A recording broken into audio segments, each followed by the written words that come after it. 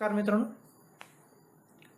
मी Shri UD. Patil, सहाय्यक प्राध्यापक, भूगोल विभाग, कला वाणिज्य विज्ञान महाविद्यालय, पलूस आपले स्वागत करीत आहे.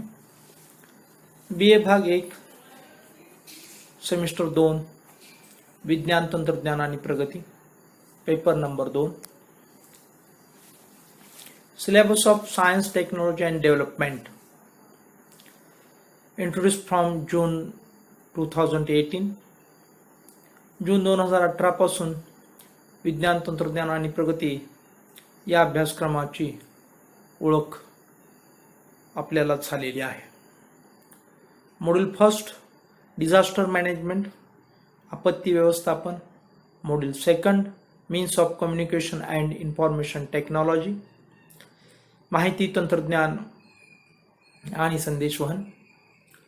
Module third science technology in space research, अंतराळ संशोधनातील विज्ञान आणि तंत्रज्ञान. Module 4 science technology in India's defence and ocean research, सागरशास्त्र आणि भारतीय संरक्षण संशोधन यामधील विज्ञान आणि तंत्रज्ञान. या 4 प्रकरणांचा अभ्यास STD म्हणजे सायन्स टेक्नॉलॉजी अँड डेव्हलपमेंट, विज्ञान तंत्रज्ञान आणि प्रगती या विषयामध्ये आपल्याला करावयाचा आहे. आपत्ती व्यवस्थापन. आपत्ती व्यवस्थापन म्हणजेच आपण ज्याला डिझास्टर मॅनेजमेंट असं म्हणतो. मॉड्यूल फर्स्ट यामध्ये टाइप्स ऑफ डिझास्टर, ज्याला आपण आपत्तीचं वर्गीकरण आपण केलेलं आहे आणि त्यातील काही मोजक्या आपत्तींचा आपल्याला विस्तृत असा अभ्यास करावायचा आहे. याशिवाय आपण डिझास्टर मॅनेजमेंट म्हणजेही काय पाहिलेलं आहे आणि आता वर्गीकरण पाहत आहोत. तर या प्रकरणामध्ये काही मोजक्या आपत्तींचा, नैसर्गिक आपत्तींचा आपल्याला अभ्यास करायचा किंवा यातील काही आपत्ती मानवनिर्मित आपत्ती सुद्धा आहेत, जसं की अर्थक्वेक ही भूकंप,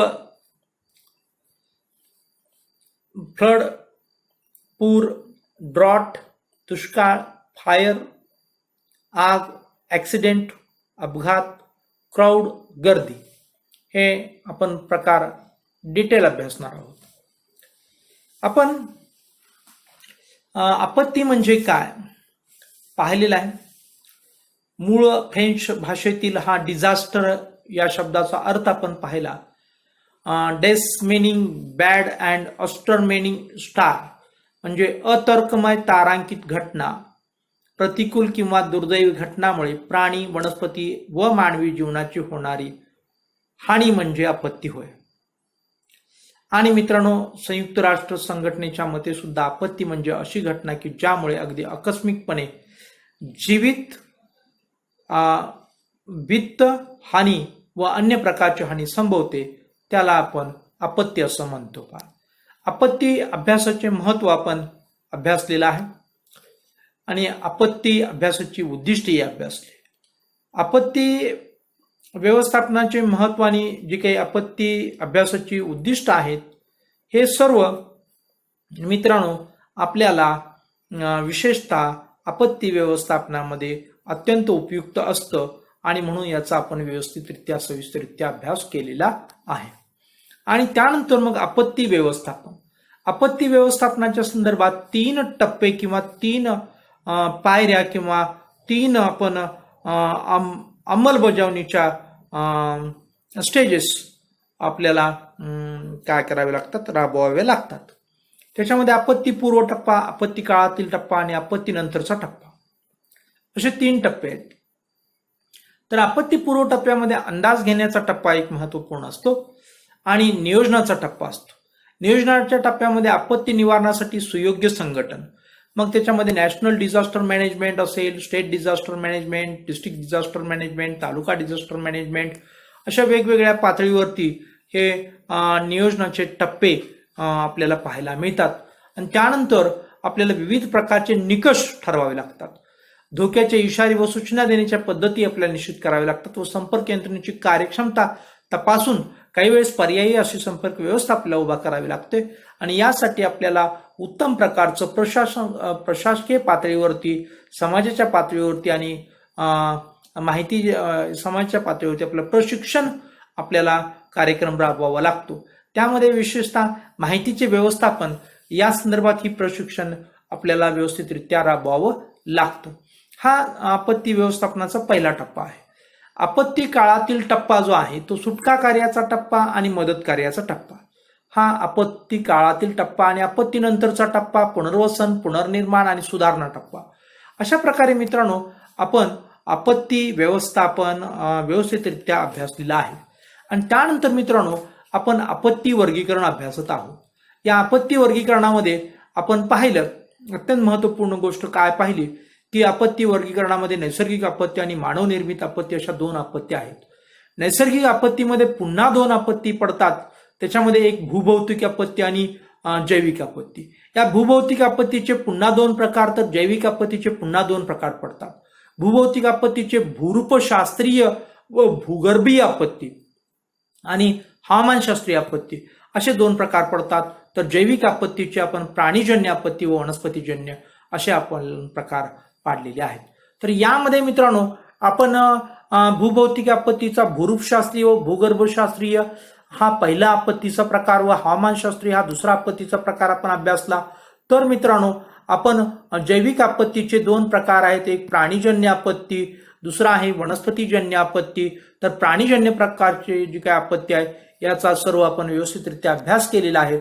तर आज आपल्याला वनस्पतीजन्य आपत्ती या ठिकाणी आपण आता पाहणार आहोत मित्रांनो. ह्या अत्यंत महत्वपूर्ण आपत्ती आपल्याला आता पाहायचे आहे. तर इथपर्यंत आपण पाठीमागच्या क्लासमध्ये काय शिकलो याचा धावता आढावा मित्रांनो आपण रोजच घेत असतो. आणि वारंवार मी तुम्हाला हे सांगितलेलं आहे की मानवाचं जीवनच आपत्तीनं भरलेलं आहे. परंतु त्यातील काही तारांकित ज्या काही आपत्ती आहेत किंवा घटना आहेत त्याची दखल आपल्याला वैयक्तिक पातळीवरती घेता येणं शक्य नाही आहे.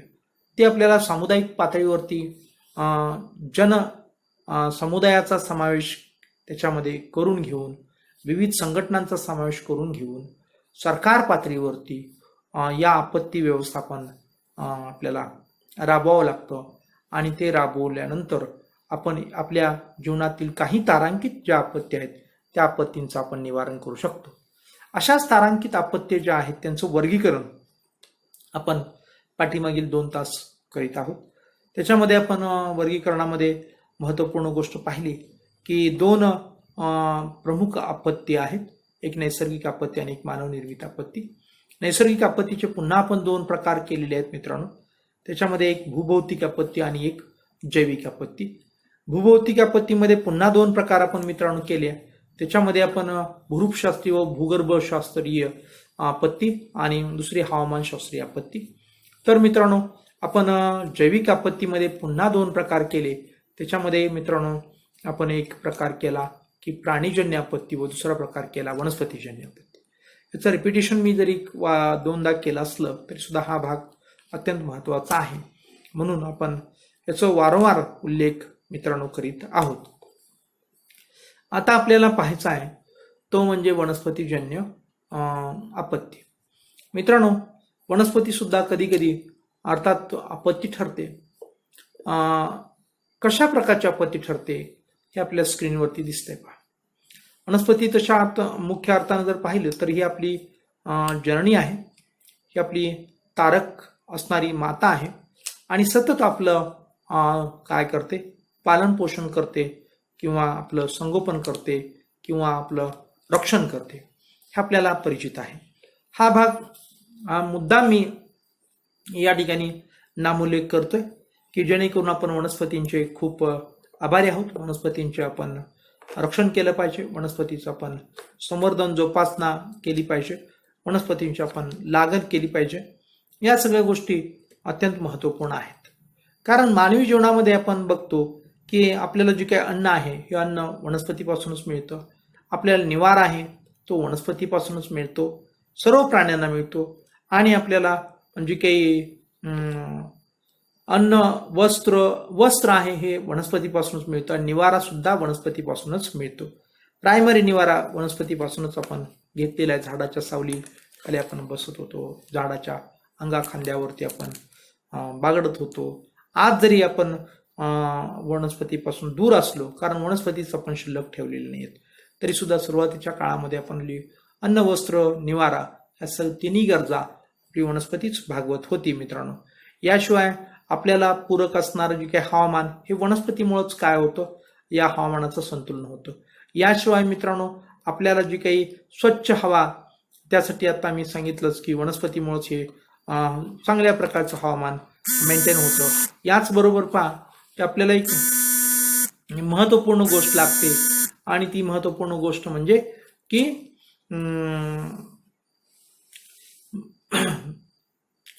स्वच्छ हवेबरोबर स्वच्छ पाणी सुद्धा लागतं. आणि मित्रांनो हे जे काही पाणी आहे हे स्वच्छ पाणी आपण काय करणार आहोत की जलचक्रांच्या मार्फत प्राप्त करणार आहोत. आणि हे जलचक्र आणखी आपल्याला काय करतं की पाणी पुरवठा विशेषतः वेळेवरती नियमितपणे केव्हा करू शकतं, जेव्हा आपल्याला ही नैसर्गिक वनस्पती मुबलक प्रमाणात असते, तेव्हा हे जे काही जलचक्र आहे हे जलचक्र व्यवस्थितरित्या कार्यरत होतं आणि आपल्याला वेळेवरती पाणी पुरवतं. वेळेवरती जी काही ऋतू आहेत, उन्हाळा, हिवाळा, पावसाळा, हे ऋतू वेळेवरती येतात. या सगळ्या गोष्टी या वनस्पतीमुळे होतात. हे एक पॉझिटिव्ह गोष्ट मी तुम्हाला सांगितली. आणि कधी कधी ह्याच वनस्पती आपल्याला काय करतात की आपत्ती सुद्धा या वनस्पती मार्फत, अर्थात वनस्पती मार्फत कशा प्रकारच्या आपत्ती येतात हे या ठिकाणी आपण पाहणार आहोत. त्याच्यामध्ये अरण्य वनवा, विशेषतः जंगलांना आगी लागतात. कशा लागतात आगी हे आपण पाहणं आवश्यक आहे. त्याच्यामध्ये महत्त्वपूर्ण गोष्ट आहे की अरण्यांना जे काही आपत्ती लागतात, आगी लागतात किंवा वनवा लागतो, त्याच्यामध्ये विशेषतः उन्हाळ्यामध्ये ह्या घटना घडण्याची शक्यता जास्त असते. की काही वनस्पती ह्या वाळलेल्या असतात आणि त्यांच्या फांद्या एकमेकांच्यावरती घासल्या जातात आणि मग त्या ठिकाणी स्पार्क होतो आणि स्पार्क झाल्यामुळं त्या ठिकाणी वणवा पेटतो. आणि जेव्हा सुरुवातीला हा वणवा मित्रांनो वाळल्या वनस्पतींना, पालापाचोळेला लागतो आणि नंतर हा वणवा मित्रांनो ओल्या झाडांना सुद्धा लागतो आणि प्रचंड मोठ्या प्रमाणात हा वणवा बघता बघता हवेमुळं काय होतो, पसरतो आणि संपूर्ण जंगल व्यापून टाकतो आणि त्या जंगलालाच पूर्णपणे आग लागते. आणि हे वणवे संपूर्ण जंगल आणि त्या जंगलामध्ये असणारे जे काही प्राणी आहेत या प्राण्यांना बेचिराग करून सोडतात. हे अत्यंत भयानक असणारी जी काही गोष्ट आहे, भयानक असणारी जी काही आपत्ती आहे, या आपत्तीला आपण म्हणजे विशेषतः मानव सुद्धा या आपत्तीला बळी पडतो. फक्त प्राणीच पडतात असं नाही, प्राणी, वनस्पती याचबरोबर मानव प्राणी सुद्धा या आपत्तीला बळी पडतो.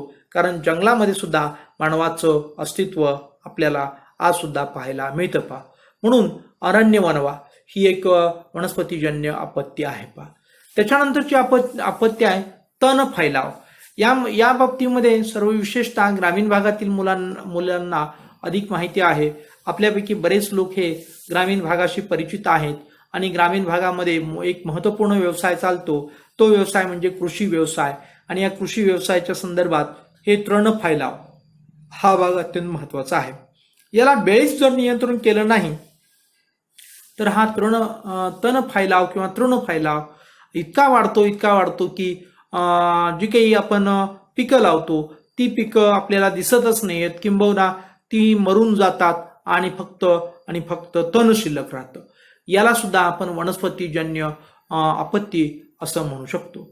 आणि काही तण तर असे असतात की सतत त्याचं डोकं वरतीच असतं, म्हणजे वारंवार ते तण येत असतं. विशेषतः काँग्रेस, अर्थात मी पक्षासंदर्भात बोलत नाही, काँग्रेस गवत संदर्भात बोलतोय. तर हे काँग्रेस गवत हे तण आहे आणि हे तण विशेषतः 1972च्या दुष्काळामध्ये म्हणे आपण जे गहू आयात केलं अमेरिकेहून, तेव्हा आपल्याला हे गिफ्ट मिळालं आणि संपूर्ण भारतभर हे काँग्रेस नावाचं गवत, ज्याला आपण पुढारी म्हणतो, तर भारतभर आपल्याला पसरलेलं पाहायला मिळतं. तर अशा प्रकारचा जे काही तणांचा फैलाव ही सुद्धा काय असते, एक आपत्ती आहे असं आपल्याला म्हणता येईल. त्याच्यानंतर पहा तण फैलाव किंवा प्रसारण आपण पाहिलं. त्याच्यानंतर आपण बुरशीजन्य रोग. बुरशी ही सुद्धा एक वनस्पती असते. पहा आपण बघतो विशेषतः पावसाळ्यामध्ये वारंवार आपण पाऊस ज्या ठिकाणी पडतो त्या ठिकाणी शैवाल पकडतं. जसं शैवाल पकडतं तशाच प्रकारची बुरशी सुद्धा पकडते. ही बुरशी सुद्धा कशी असते की अगदी सूक्ष्म प्रकारची असते आणि त्यामुळं आपल्याला रोग होऊ शकतात आणि त्या बुरशीजन्य रोग जे असतात या रोगांना आपण बळी पडतो आणि आपल्यावरती संकट ओढावतं आणि हे संकट सुद्धा वनस्पतीजन्य प्रकारचं संकट आहे किंवा जैविक संकट आहे असं म्हटलं तर चुकीचं होणार नाही. पहा याच्यानंतर कीटक टोळधाड. विशेषतः आपण बघतो की मोठ्या प्रमाणात जी काही टोळधाड जेव्हा येते तेव्हा पिकं संपूर्णपणे उद्ध्वस्त होऊन जातात आणि हे पिकं जी आहेत ही पिकं मोठ्या प्रमाणात काय होतात की आपण पाहतो की ही पिकं अनेक मोठ्या प्रमाणात जी काही टोळ किंवा जे वनस्पती खाणारी किंवा वनस्पतींची पानं खाणारी जी काही कीटक आहेत हे कीटक असंख्य संख्येनं किंवा मोठ्या प्रमाणात संपूर्ण पिकावरती प्रदेशावरती बसतात तेव्हा संपूर्ण प्रदेशातील ज्या काही वनस्पती किंवा पिकं ही नष्ट होऊन जातात. यालाच आपण वनस्पतीजन्य आपण टोळधाड याला आपण म्हणतो आणि ही वनस्पतीसाठी सुद्धा संकट आहे. अर्थात त्याच्यानंतर ते वनस्पती नष्ट होतात तेव्हा ते आपल्यासाठी सुद्धा संकट ठरते. असं वनस्पतीजन्य आपत्तीमध्ये कीटक किंवा टोळधाड हे वनस्पतीशी संबंधित असल्यामुळे या गटामध्ये समाविष्ट केलेले आहे. अर्थात आपण तिकडेही समावेश करू शकतो. प्राणीजन्य आपत्तीमध्ये सुद्धा याचा समावेश करू शकतो.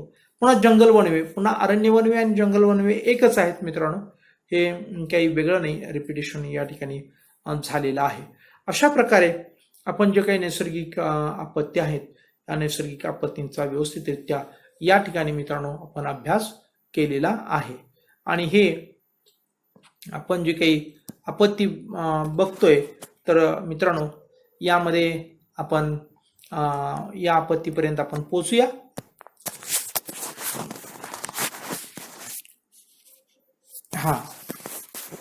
तर या आपत्तीचं आपण हे वर्गीकरण आपण पाहत असताना पूर्णपणे आपण नैसर्गिक जी आपत्ती आहे ती नैसर्गिक आपत्ती व्यवस्थितरित्या आपण अभ्यासल्यानंतर आता मानवी आपत्तीकडं आपल्याला वळायचं आहे. मानवी आपत्ती म्हणजे मानवामुळे निर्माण झालेली आपत्ती. मानव अनेक ऍक्टिव्हिटीज करत असतो आणि त्या अनेक ऍक्टिव्हिटीजमध्ये त्याच्या ऍक्टिव्हिटीजमधून काही अपघात घडतात. मग ते अपघात दोन प्रकारच्या अपघात किंवा दोन प्रकारच्या आपत्ती असू शकतात.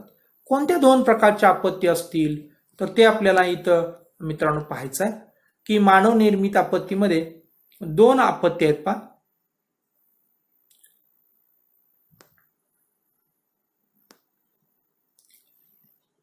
ठीक आहे.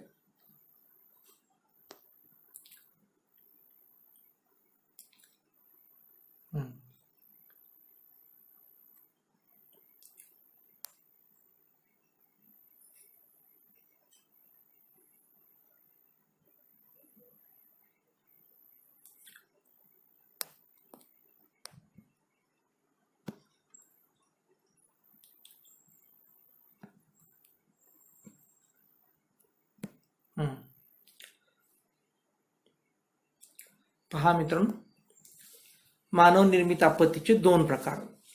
हेतुकारक आपत्ती आणि अनाकलनीय आपत्ती. याच्यामध्ये हेतुकारक आपत्ती आहे ही आपण अगोदर पाहणार आहोत.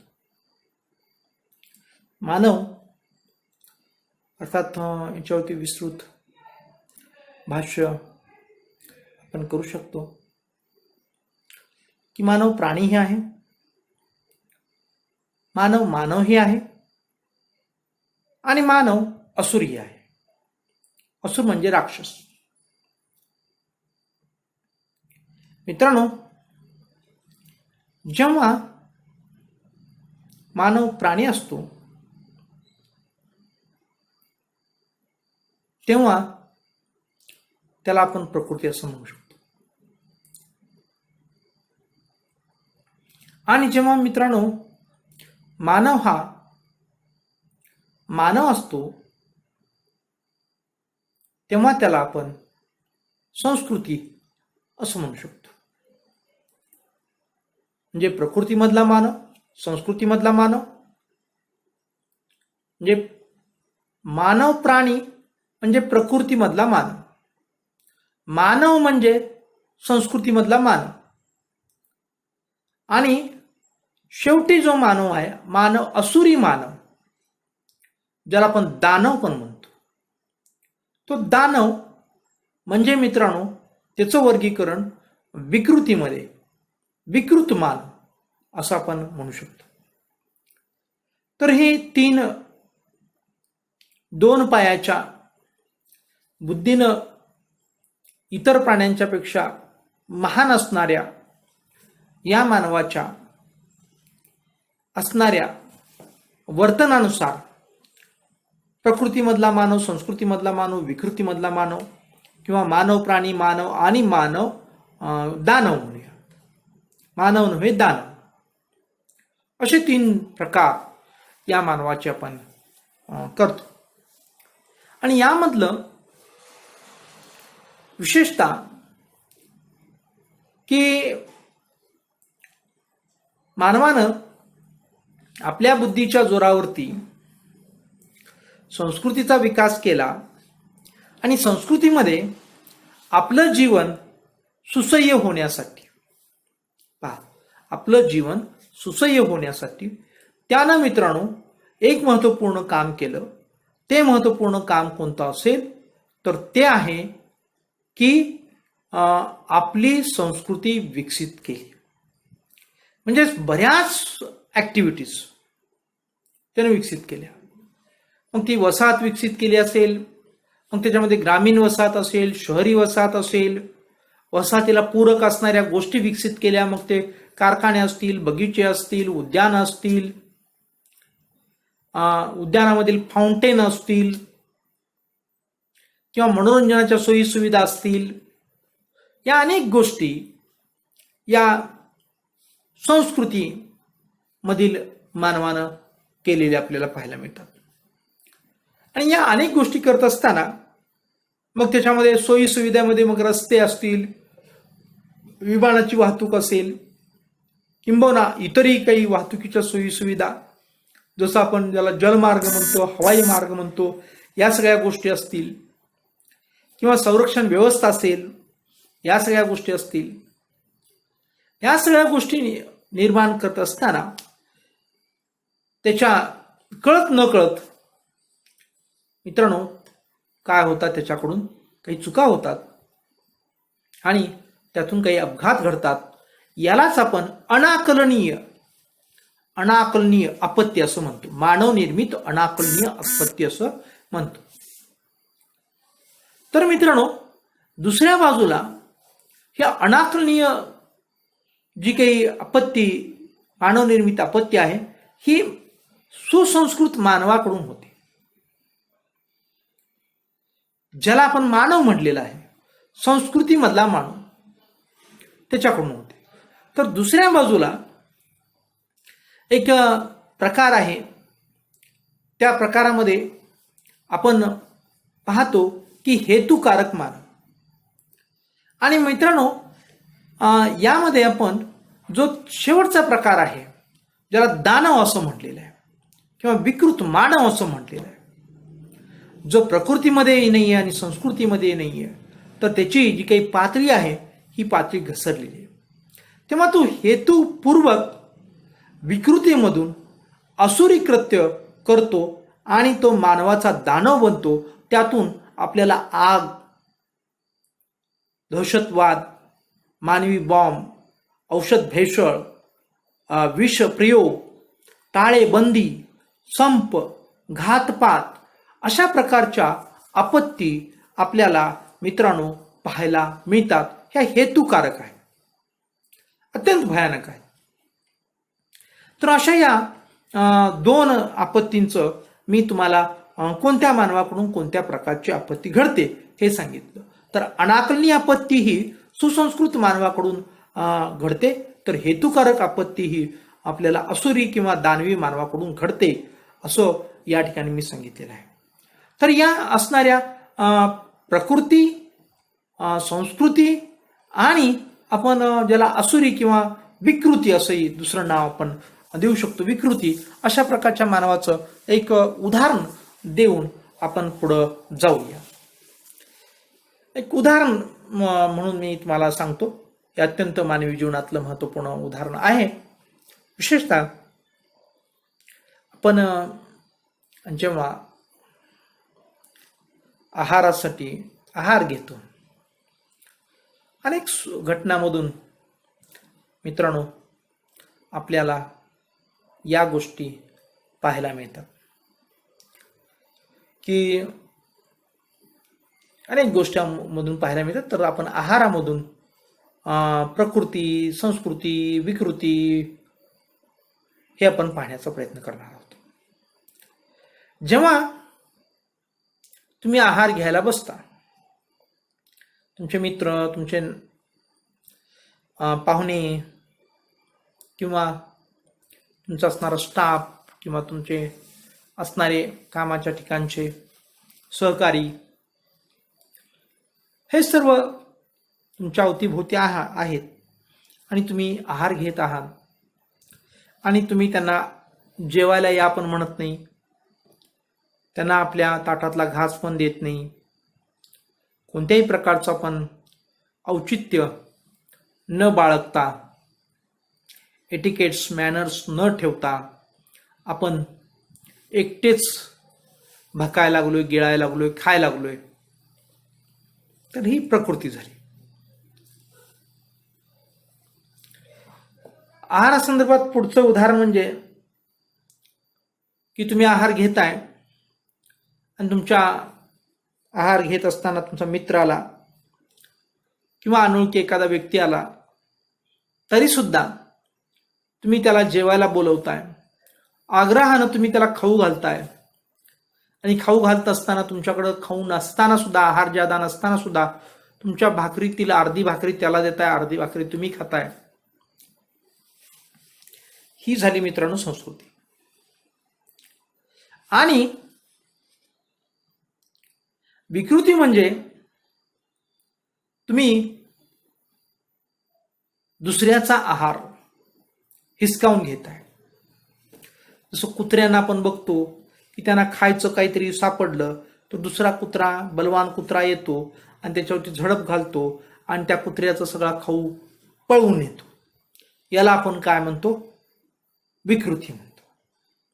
तसंच मानव जेव्हा आहाराच्या बाबतीमध्ये दुसऱ्याचं पण आपणच खातो, आपलं पण आपणच खातो, तेव्हा ती झाली विकृती.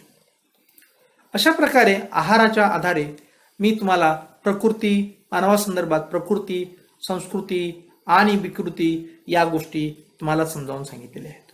यालाच धर्मशास्त्रामध्ये किंवा ज्याला आपण भगवद्गीता आपण म्हणतो, आपला धर्मग्रंथ आहे, विशेषतः धर्मग्रंथ तत्वज्ञानात्मक ग्रंथ म्हणून आणि धर्मग्रंथ म्हणून सुद्धा जगातील अनेक विद्यापीठातून अभ्यासासाठी अभ्यासला जातो.